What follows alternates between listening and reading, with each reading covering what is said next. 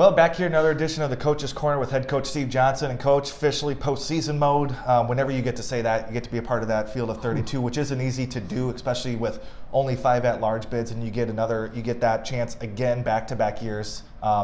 It's always good to have that feeling when you get to talk about postseason football. Yeah, it's really been a cool thing that 34 years ago, never even dreamed, and we've been there. It's probably our 12th season of being able to go. We played about maybe 16, 17 playoff games, and man, it's a cool blessing. And yesterday we were out freezing our butts off, and it's windy and there's snow, but I'm talking to the guys and they said other teams that are done are nice and comfortable sitting around with nothing to do. Right. So have a ball today. Right. So we did. We had a great practice. Guys are doing well. We're at this point you just go. It's not like there's a lot of new things, and so we're just trying to get ready for Wheaton, and as far as all things, it's really fun to play somebody that we don't play all the time, especially twice, and so it's really a neat opportunity for our guys. Yeah, well, we've talked about Wheaton, been down there before, 2010, and a really big football game that sent you guys into the West Region Finals at that point. But having them only played them, 3 times, you're going in for the 4th. How do you prepare for a team like that? Obviously, a lot of film watching as soon as you find out Sunday, and then maybe just talk about the chance to get on to go on the road during an NCAA tournament is also a fun experience with the playoffs in general. Right. I know that we've hosted them before and we've traveled. It's a little easier to travel, except that I get to watch film by like Tuesday, because it's we're working on it with Jess and everybody else on the logistics, how many you can travel. It gets constricted. Right. Getting the buses together, getting the food together for 100 people. It's a lot of work, but it's a blast. So there's no complaint there, but you're kind of getting to that, and then all the coaches are getting together and getting the film and breaking things down, and both offense, defense, special teams, and kind of putting things together. So the good part is we trust our base, and we're going with those things. The other part, then you deal with injuries and working through those things. So it's frenetic to say the least, but it is kind of nice to go, like you said. And so we'll head down Friday and hit it, and play Saturday at noon, and here we go. Yeah. Well, we'll take a step back just real quick. We'll kind of look back on that St. John's one. Obviously a tough one. It's kind of a gut punch.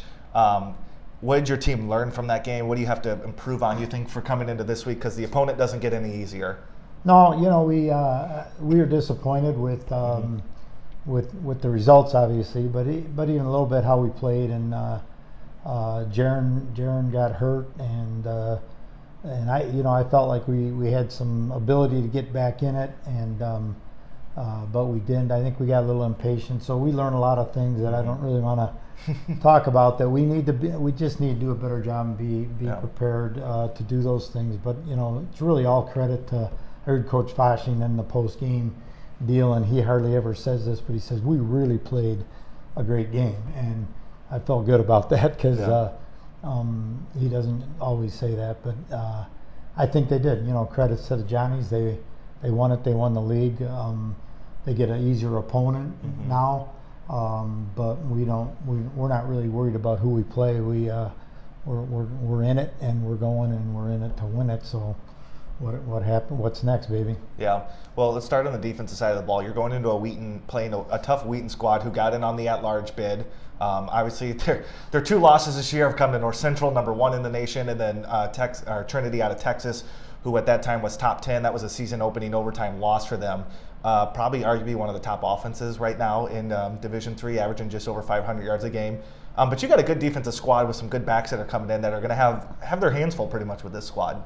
Yeah, we feel like we match up pretty well with them. Similar programs, even the heart of Wheaton, where it's Christ-centered university, and it really is one, and it's really kind of I think it's a matchup that we ought to have every year, but it's higher than my pay grade.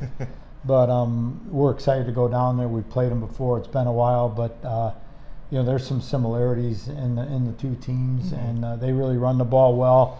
Efficient on offense, always great defensively, and I think it's going to be a great football game, and it's going to be a fight. So we're pretty, I think, evenly matched teams and it's a brutal bracket. The loser goes home. Winner goes to probably play Linfield in Oregon the next week, and then from there probably back to North Central, but you never know. I'm no predictions.